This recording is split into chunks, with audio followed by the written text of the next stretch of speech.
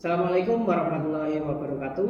Perkenalkan, nama saya Farid Madrianto dari SMAN 3 Bondowoso CGP Angkatan 10. Kali ini saya didampingi oleh Saya Tati Yulianingsih, guru bidang studi biologi.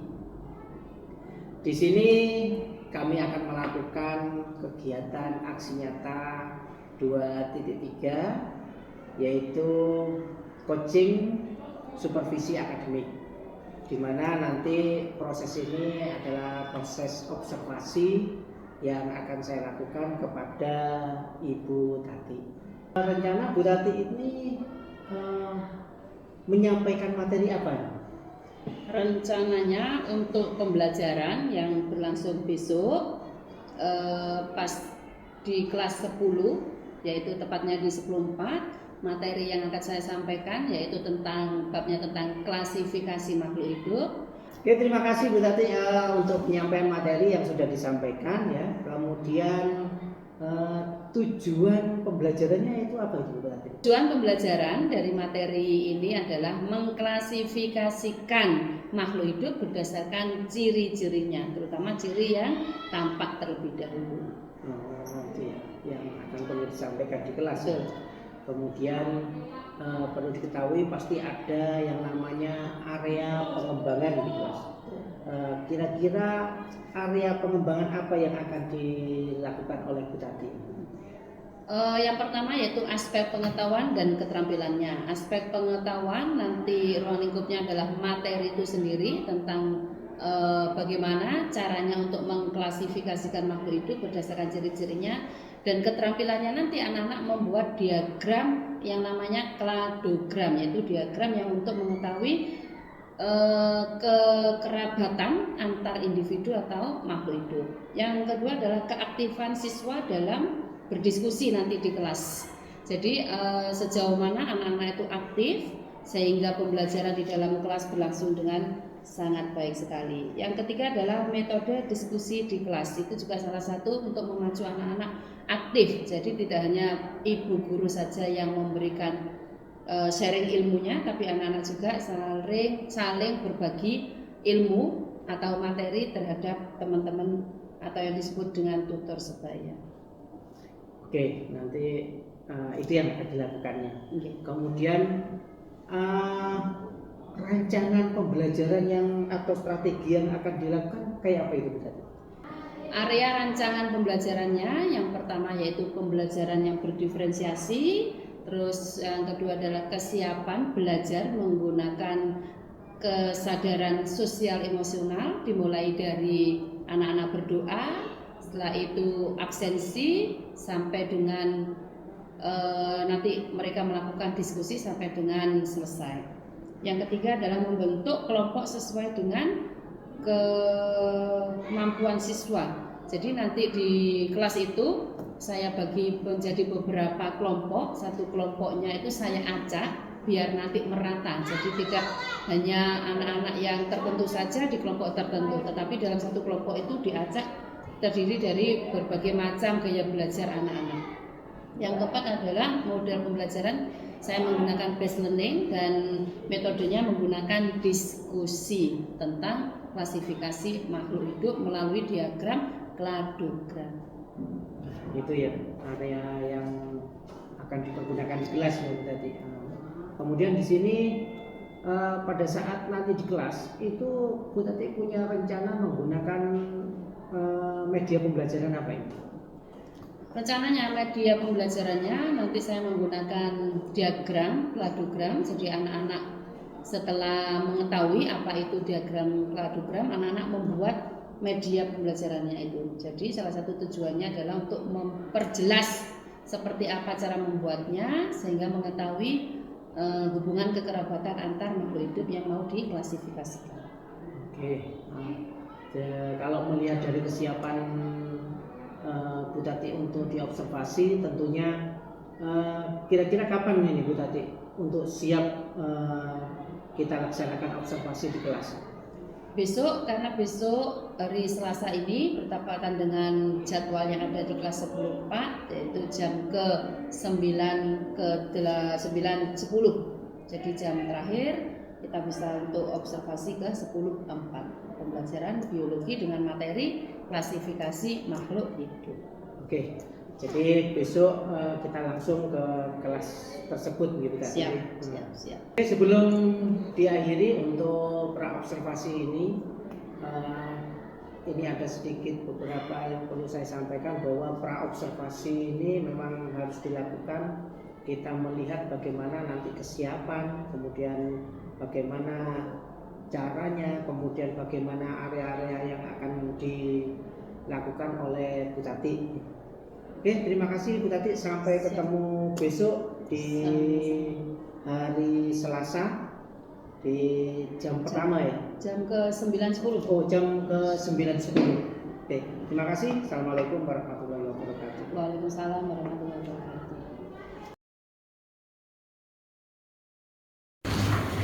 Assalamualaikum warahmatullahi wabarakatuh. Selamat siang anak-anak. Masih semangat? Sehat semuanya? Kalau sehat wajahnya harus ceria. Ya meskipun ini jam-jam yang rawan untuk kalian ngantuk, tetapi harus tetap semangat. Ya.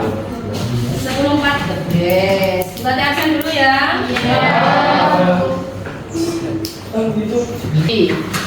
Adnan Abdul Qadir Jalani. Adnan? Dua. Yase? Ada. Ya. Andika Maulana? Ada, Bu. Ya. Aulia Zahira? Ada, Bu. Azril Marsetio? Cinta Septia? Ada. Dava? Diva? Mau latihan lomba katanya. Mau lomba. Eliana? Senda? Kaila Trisha? Kaila? Megista? Nova? Ya. Raihan? Rizka? Robert? Robert mana Robert? Robert. Safa Aulia, Siti Nur, sama Wildan. Yang tidak masuk Rofik Zainuli. Ya, yang mulai yang pertama ya. Sebelum pembelajaran kita mulai, terlebih dahulu kita berdoa dulu, dipimpin oleh ketua kelasnya. Silakan. Sebelum mengawali pelajaran pada siang hari ini, alangkah baiknya kita berdoa terlebih dahulu. Berdoa menurut keyakinan masing-masing. Berdoa dimulai.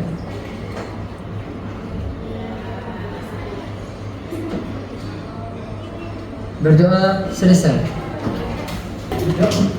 Baiklah anak-anak, sebelum kita melanjutkan ke pembelajaran hari ini, kita sedikit mengulas tentang pembelajaran yang minggu lalu. Minggu lalu kita sudah membahas tentang apa itu manfaat dan tujuan dari klasifikasi dulu, klasifikasi makhluk hidup. Kamu tahu sendiri klasifikasi itu adalah pengelompokan. Ada tujuan, ada manfaat. Ya, ada tujuan dan manfaat. Coba yang pertama, tujuan dari klasifikasi. Bildan, tujuan dari klasifikasi apa Bildan? Tujuan dari klasifikasi? Dari klasifikasi apa? Robert, coba tujuan dari klasifikasi. Yang pertama, kalau misalkan kalian masuk ke salah satu mall misalkan, supermarket aja, di sana tertata rapi rak-raknya ya. Ini sikat gigi, ini odol, ini sampo sesuai dengan mereknya masing-masing. Seandainya ketika kamu masuk di mall barangnya jadi satu, bisa nggak? Mudah nggak untuk kamu mencari sesuatu yang kamu perlukan? Akhirnya ditatalah menjadi rapi sehingga ya gampang apa?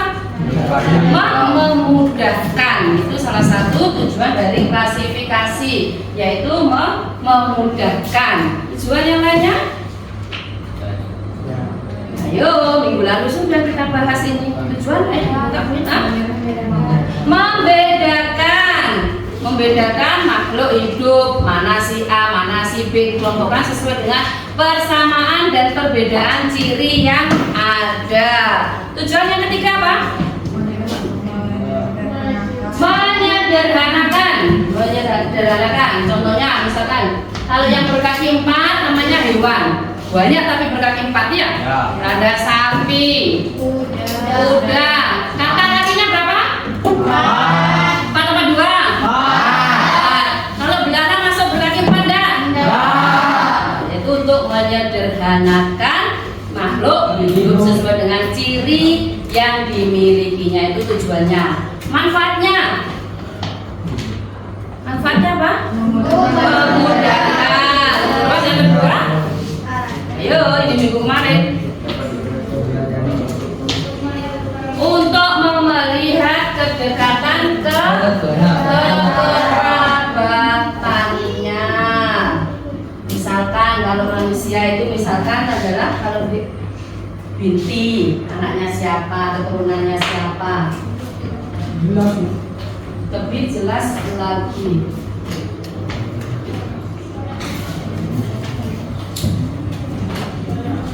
Itu ya, ini yang sekilas.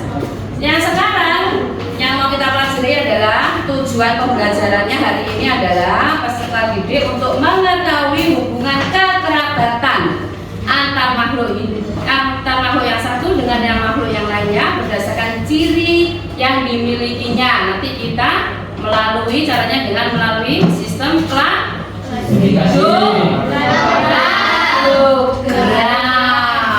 Dia mau kita diskusikan kladogram. Apa itu kladogram? Yo, apa itu kladogram? Diagram yang menunjukkan hubungan evolusi berdasarkan ciri-cirinya. Jadi diagram ini nanti berupa diagram. Nah, dari diagram ini nanti kita bisa melihat kedekatan evolusi atau kekerabatannya berdasarkan ciri-ciri yang dimilikinya. Itu ya. Setelah ini bagi menjadi beberapa kelompok. Tadi sudah bagi. Setelah bagi, kalian langsung menuju ke kelompoknya masing-masing. Ya. Hari ini kita mau membahas tentang kladogram. Paham anak-anak? Oke. Berarti masih bisa dilanjut. Kelompok 1 silakan menempati meja yang paling depan sebelah kanannya berarti. Adnan, Asril, Genda, Giovanni, sama Natsa. Silakan. Ayo pindah ke mejanya. Yang belakangnya kelompok 2. Dava, Afrin, Raihan, Wildan, Eriana. Silakan pindah ke kelompok 2. Kelompok 3 sebelah sini ya. Kelompok 3 Syauki. Kelompok 2 di belakang sana. Kelompok 3 Syauki. Mana Syauki? Syauki, Aulia, Firmansyah, Nabila, Safa, sama Niken. Niken masuk. Niken masuk. Berarti hanya 4 anak saja. Kelompok 3. Kelompok 4. Ayo, kelompok 4 segera bergerak menuju kelompok 4. Kelompok 4 Yasin, Kaila, Nurkodir, Nova, sama Rizka. Kelompok 4 Rizka. Ini kelompok 5 ya. Kelompok 5 Andika, Cinta, Naila,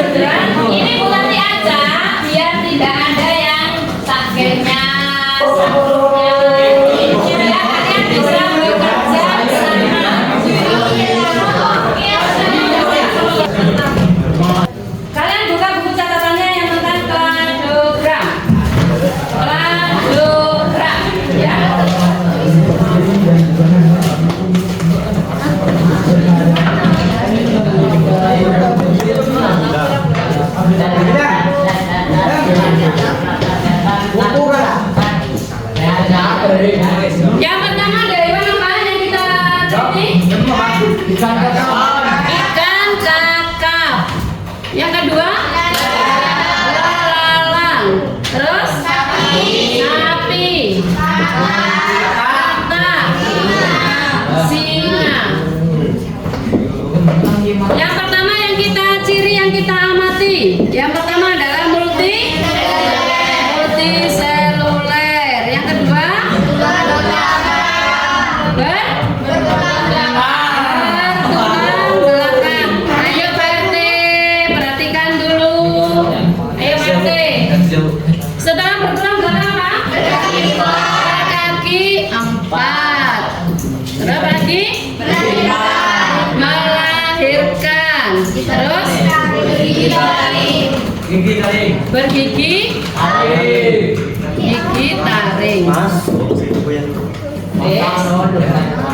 Kakap multiseluler. Belalang. Sapi. Katak. Singa. Kakap bertulang belakang Kak. Pernah makan kakak? Pernah makan kakak? Aduh, enak. Nanti sepulang minta sama mamanya. Belalang? Belalang punya tulang belakang? Tidak. Sapi? Sapi? Katak? Katak punya? Singa? Tulang belakang itu tulang. Tulang. Ya. Singa ini punya tulang belakang. Ya, lanjut. Kakak berkaki lipat? Iya. Punya kaki apa enggak? Sirip.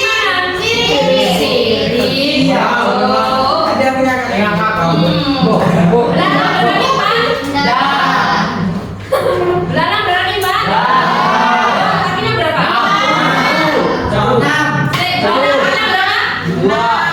Belalang kakinya 2. Kakinya 4 bertol. Berarti jumlahnya berapa? 6. Belalang itu 6. Perhatikan ya. Kaki yang paling belakang ya namanya leg jump untuk loncat. Leg jump, leg itu kaki, jump itu loncat karena bentuknya lebih besar. Yang tengah ada satu pasang sama yang depan ada satu pasang, itu gunanya untuk berjalan atau membawa dedaunan atau rumput. Jadi total semuanya ada 3 pasang. 3 kali 2 ada berapa? 6. Jadi belalang ada 6. Sapi ada berapa? 4. Benar? Ya.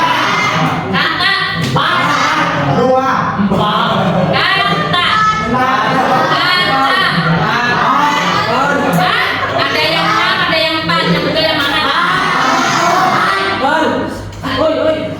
Singa. Kakak melahirkan atau bertelur?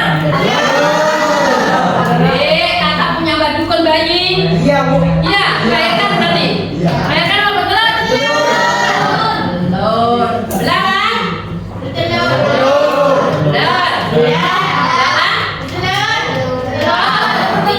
Mikir. Belalang bertelur atau beranak? Sampai.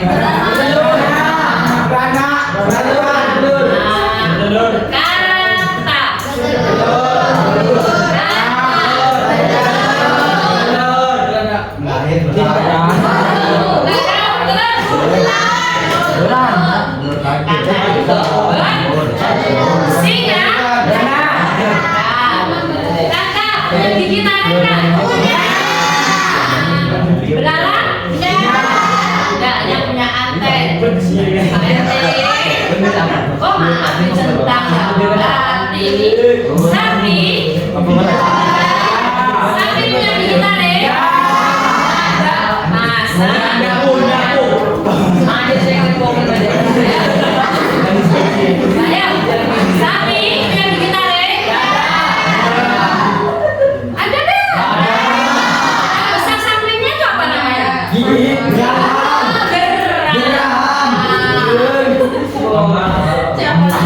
Kakak punya Kata punya gigi taring. Singa. Nah, ini caranya nanti kalian diskusi ya, perhatikan. Ini ciri yang diamati terlebih dahulu sebelum kita mengerjakan program.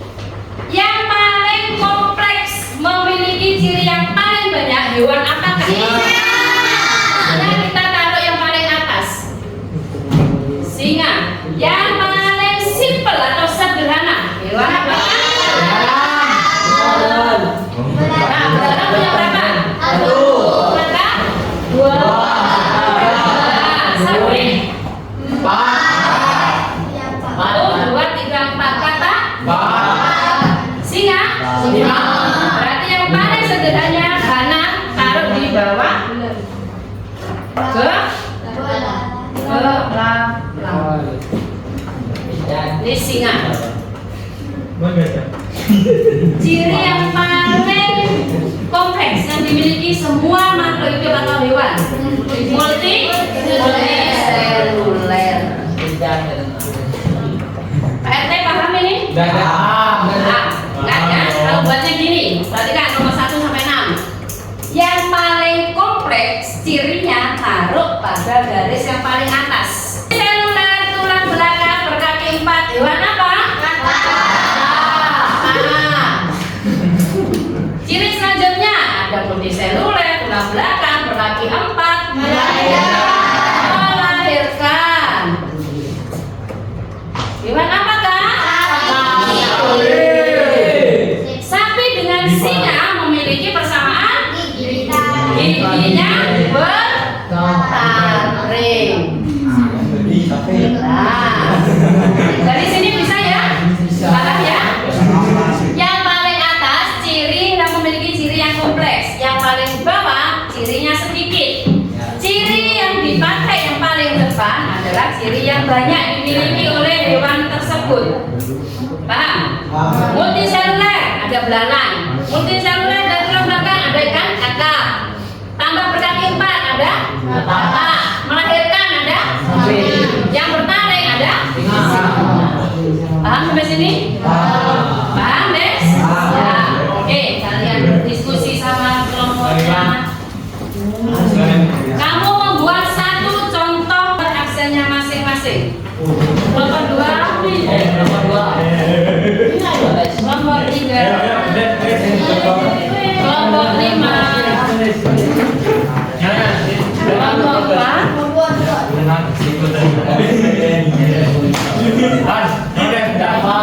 Yang terakhir ada kelompok 6. Kalau ada yang kurang jelas bisa ditanyakan. Pilih, kalian boleh memilih hewan atau boleh memilih tumbuhan. Kelompok 2 paham? Coba kalau paham, ayo.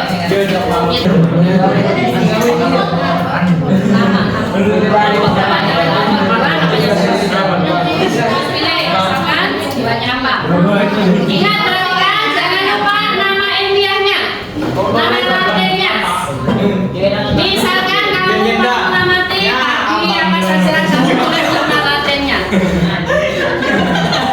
Bisa gabung dengan kelompok anggota kelompoknya. Ayo, bisa membaca kelompoknya.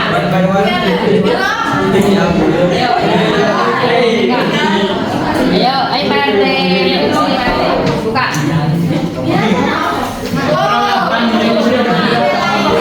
Satu namanya siapa saja. Terus kalau dulu nama.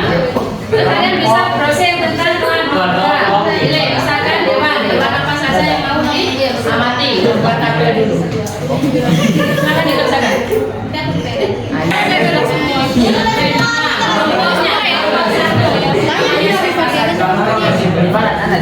Iya, tidak ada tulis namanya satu-satu, nanti gambarnya dari sekali-kalinya.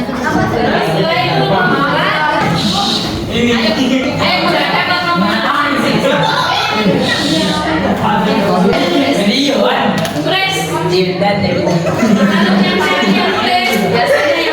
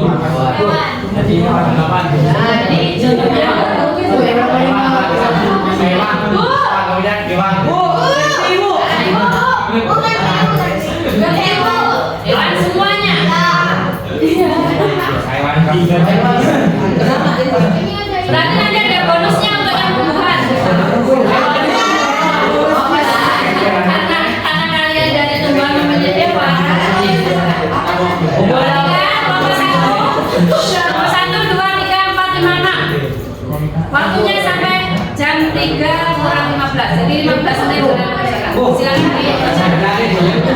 Kesepakatan kelas dalam jam pelajaran yang sekarang. Yang pertama, tanpa HP. Kesepakatannya.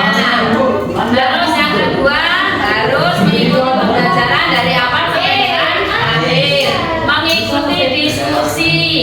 Terus yang terakhir, boleh menggunakan HP dengan perintah untuk berjalannya kalian diskusi. Terus dikerjakan selama 15 menit. Hewan apa tumbuhan? Hewan apa saja?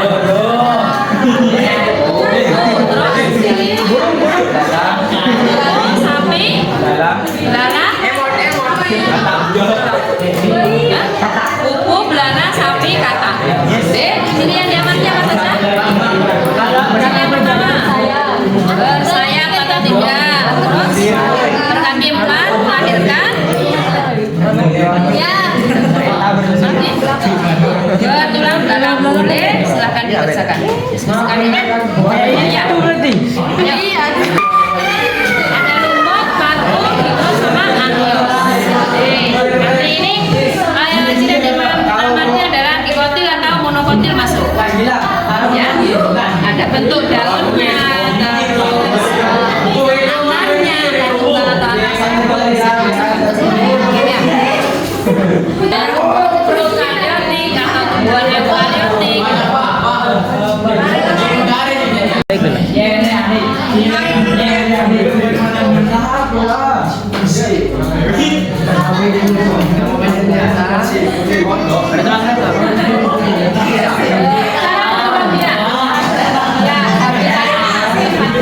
Yang diamati. Semakin banyak nanti merucut sama spesifikasi dari makhluk tersebut. Rahang, habitat,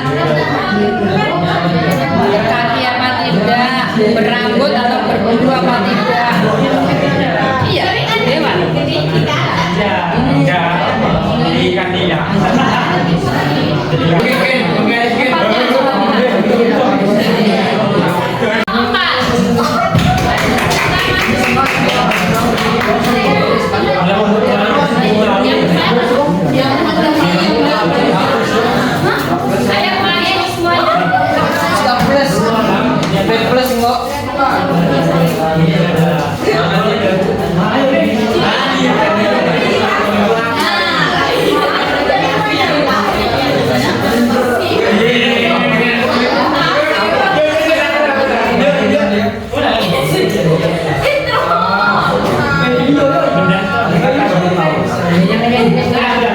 Silakan diisi dulu, perhatikan nilainya, perhatikan teman-temannya.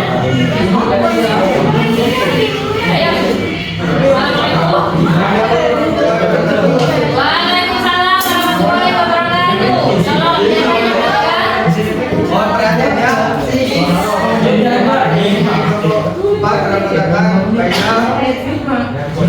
Putri Noval Yasin dan Walid.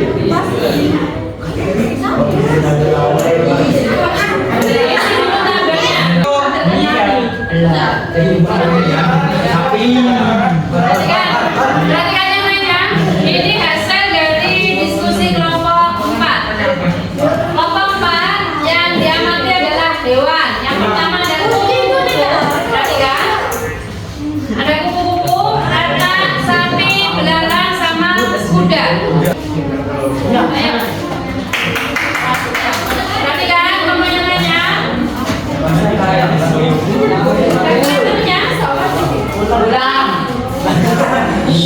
Oh, prakteknya ini yang di depan cadangan. Ini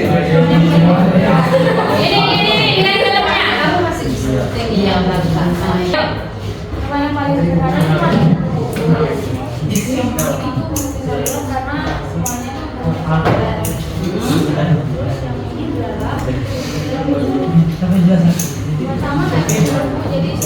sederhana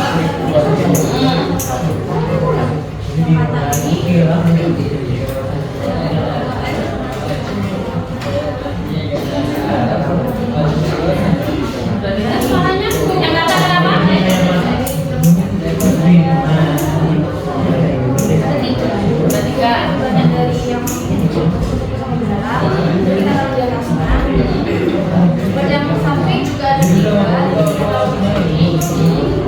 ini ada 4. Jadi kita taruh yang atas sama banyak terus ciri-cirinya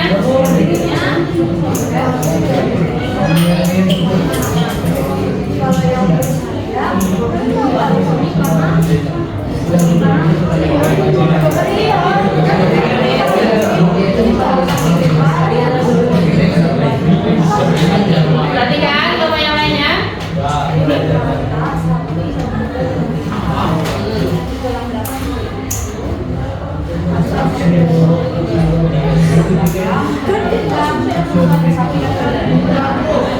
Beri tepuk tangan untuk kelompok 4. Ada pertanyaan dari kelompok yang lain? Ada? Satu pun? Perhatikan. Tati sekarang yang bertanya kalau ada nggak bertanya. Perhatikan ya. Ininya saja yang diperhatikan. Perhatikan. Tadi Tati menjelaskan kalau yang paling kompleks taruh yang bagian atas. Kalau yang paling sederhana taruh yang bagian bawah. Kalau dia multiseluler, ini kupu-kupu. Multiseluler dan bersayap belalang. Multiseluler bersayap berarti 4 kata. Kata bersayapnya ada. Tolong diperhatikan ya. Kalau kamu mencari yang kompleks ini kuda, berarti kuda punya ciri ini. Ini namanya kladogram. Jadi 1 ciri 1. 2 ciri punyanya belalang. 3 ciri punyanya katak. 4 ciri punyanya sapi. Semua ciri punyanya kuda.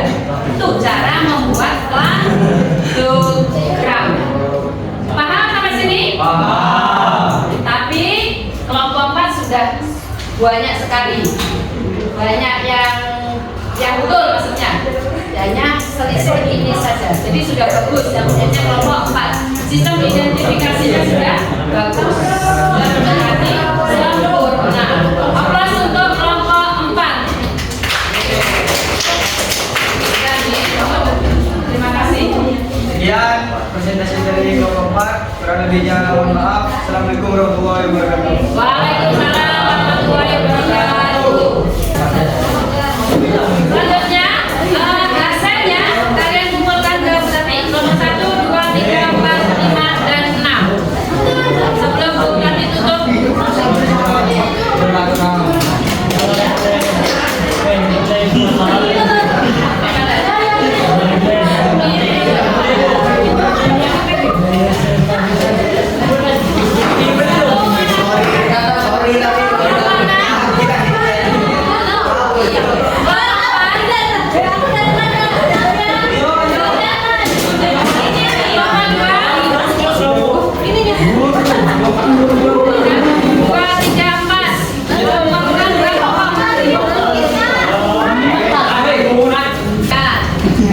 Hasil presentasi dari kelompok 4 ya, ini hasilnya. Dan kladogramnya seperti ini. Sudah bisa dijelaskan bahwasanya kalau yang ujung atas berarti dia memiliki semua ciri-cirinya. Kalau kuda bersayap penemuan baru. Sama yang menemukan adalah alumni SMA Logika Bondowoso ya. Ini ya. Ini berarti genetiknya nanti harus kamu coba daponi. Daponi ya. Ini namanya kladogram. Paham sampai sini? Paham ya? Dan hari ini terima kasih banyak untuk kelompok 4 yang sudah berani tampil maju untuk presentasi.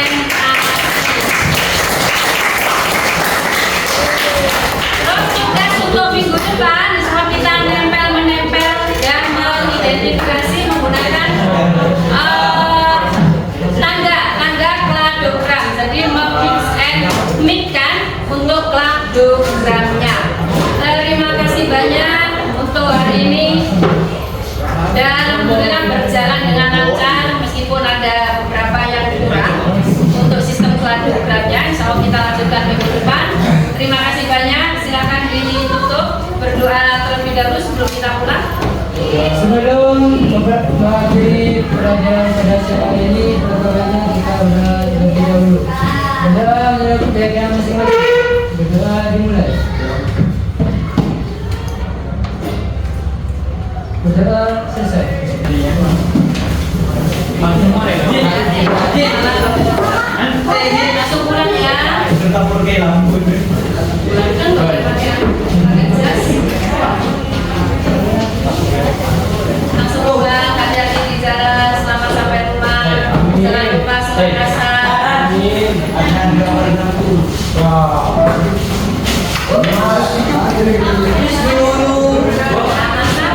Berarti terima kasih juga.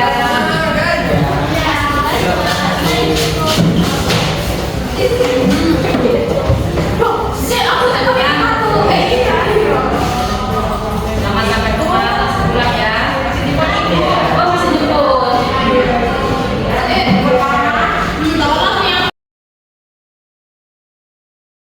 Assalamualaikum warahmatullahi wabarakatuh. Waalaikumsalam warahmatullahi wabarakatuh. Kali ini saya ditemani oleh Ibu Tri dan Ibu Tati yang kemarin sudah melakukan observasi, dan hari ini kita akan melakukan pasca observasi. Nah, ada beberapa pertanyaan yang perlu saya tanyakan ini Bu Tati. Bagaimana perasaannya Bu Tati setelah melakukan observasi kemarin? Baiklah Pak Farid, terima kasih. Setelah melakukan observasi, alhamdulillah pembelajaran berjalan dengan lancar.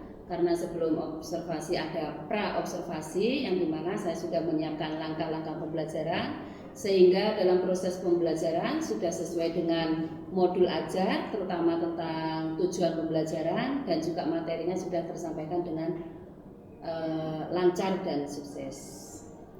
Kalau menurut Bu Tati, kemarin itu kan kita pada saat pra itu ada pengembangan, apakah itu sudah tercapai tujuan?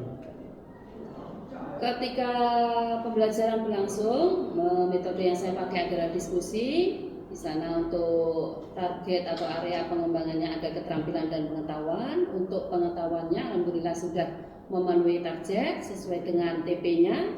Untuk keterampilan, anak-anak kemarin terus membuat diagram kladogram. Alhamdulillah anak-anak juga sudah bekerja, sudah paham dengan baik tentang kladogram.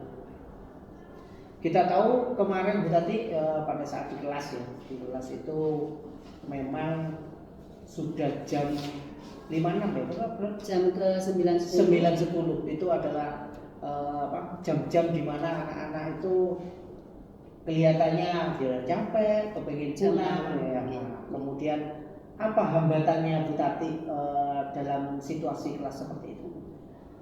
Setiap pembelajaran biologi Pak Farid, karena biologi itu agak momok ya, pelajarannya momok, dan juga di jam-jam rawan, jam-jam 9.10 itu jam yang sangat rawan sekali, sehingga untuk membangkitkan semangat motivasi anak-anak itu memang perlu usaha yang luar biasa. Kemarin itu berjalannya diskusi juga ada beberapa siswa yang kurang aktif, tetapi didukung dengan media pembelajaran, terus anak-anak juga keterampilan untuk membuat diagram tersebut, sehingga anak-anak lebih aktif lagi dan lebih termotivasi untuk melakukan diskusi sampai dengan selesai. Tapi ada beberapa siswa yang kurang aktif, karena yang pertama jam rawan itu jam siang itu anak-anak kadang ngantuk juga, terus kurang pede dalam diskusi, terus di dalam diskusi itu kemarin saya membuat kelompok yang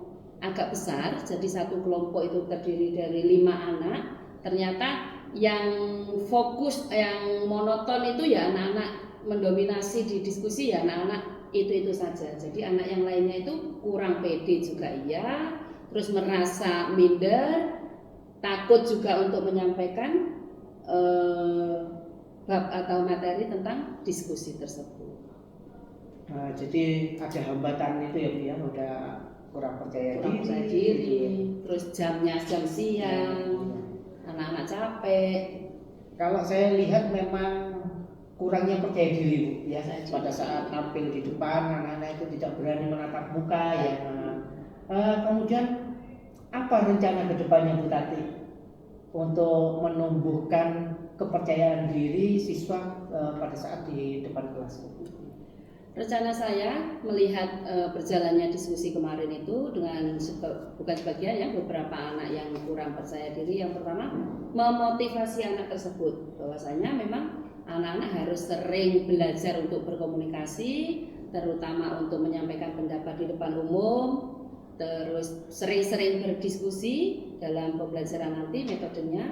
Terus yang ketiga itu kelompoknya harus diperkecil lagi Pak Farid. Jadi ketika kelompok ini kecil, misalkan satu kelompok itu terdiri dari 2 atau 3 siswa, akhirnya semuanya kebagian untuk mengungkapkan ketika berdiskusi. Tapi kalau kelompok besar, yaitu yang mendominasi ya anak-anak yang pintar ngomong gitu. Itu. Terus selanjutnya adalah anak-anak harus belajar untuk speakingnya, belajar untuk ngomongnya itu. Dan juga media pembelajaran juga harus lebih kreatif, lebih inovatif. Itu juga salah satu membangkitkan motivasi anak untuk mengikuti pembelajaran dengan bahagia dan ceria. Ya, terima kasih Bu Tati. Dengan adanya kita ngobrol-ngobrol seperti ini Bu Tati, jadi kita lebih banyak tahu ya, mulai dari bagaimana rencana, kemudian apa yang dilakukan, kemudian setelah kita lakukan. Kira-kira Bu Tati, dari beberapa yang kita lakukan observasi kemarin, Bu Tati punya sedikit kesimpulan seperti apa suasana dan perasaan Bu Tati mulai dari pertama kita pra observasi, kemudian melakukan kegiatan sampai pasca observasi. Baik Pak Farid, dengan adanya pra observasi untuk kita melakukan persiapan pembelajaran, alhamdulillah lebih baik, lebih bagus karena selama pembelajaran kita sudah terstruktur. Jadi mulai dari apa yang mau kita lakukan ketika pertama kali masuk kelas sampai dengan pembelajaran itu selesai. Terus di waktu observasi mulai dari masuk sampai dengan selesai waktu setelah diskusi itu juga saya pribadi sebagai gurunya juga bisa refleksi ke diri saya, ke anak-anak apa saja yang belum tersampaikan ke anak-anak, ke depannya planningnya seperti apa. Jadi sudah ada gambaran secara utuh di waktu pra observasinya, sehingga lebih mudah untuk kita melakukan pembelajaran. Oke, terima kasih Bu Tati. Inilah kami sudah melakukan kegiatan pasca observasi. Jadi terima kasih. Assalamualaikum warahmatullahi wabarakatuh. Waalaikumsalam.